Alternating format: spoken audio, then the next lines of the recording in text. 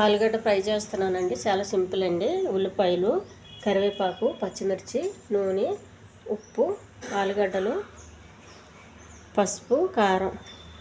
ముందుగా ఆలుగడ్డలు పొట్టు తీసుకుని చిన్న ముక్కలుగా కట్ చేసుకోవాలండి.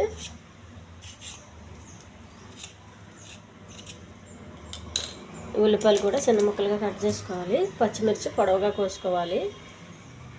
స్టవ్ వెలిగించి పెనం పెట్టుకోవాలండి.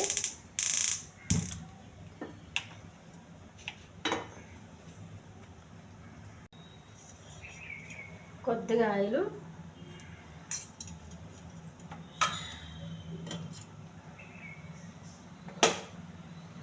ఆలుగడ్డ, పచ్చిమిర్చి,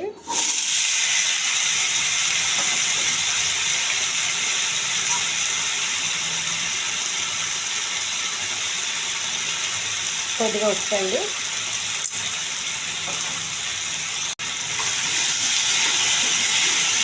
కొంచెం ద్వారగా వేసుకోవాలి.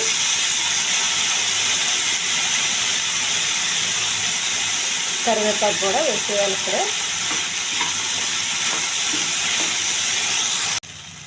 కొద్దిగా పసుపు అండి. ఇప్పుడే వేసేస్తే ఏంటంటే బాగా పడుతుంది. ఉప్పు కారం బాగా పట్టి మంచిగా ఉంటుంది. కొద్ది కారం,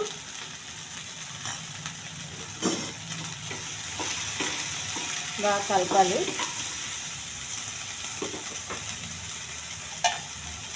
మూత పెట్టేయాలండి బాగా మగ్గే వరకు. కొంచెం కలుపుకుంటూ ఉండాలండి, మాడిపోకుండా.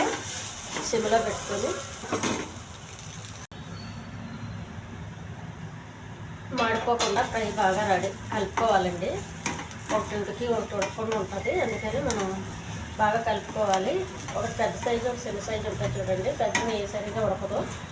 అందుకని మనం కలుపుకుంటూ ఉంటే మాడిపోకుండా ఉంటాయి.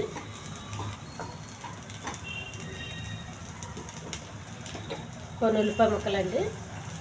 ఉల్లిపాయ ఫ్రై అయిపోయినాక వేసామనుకోండి కరకరలాడుతూ బాగుంటాయి టేస్ట్గా.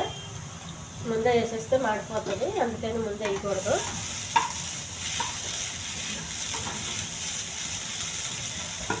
కాసేపు మూత పెట్టేయాలి. ఆలుగడ్డ ఫ్రై రెడీ అయిపోయిందండి.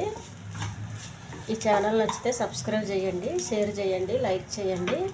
ఇది మనం పప్పుచారులు, సాంబార్లు ఇలాంటివి పెట్టుకున్నప్పుడు పక్కన నంచుకు తినడానికి చాలా బాగుంటుంది. దించే ముందు కొంచెం కొత్తిమీర అండి. ఎక్కువ ఆయిల్ లేకుండా చాలా హెల్దీ ఫ్రై ఇది. స్టవ్ ఆపేయాలి.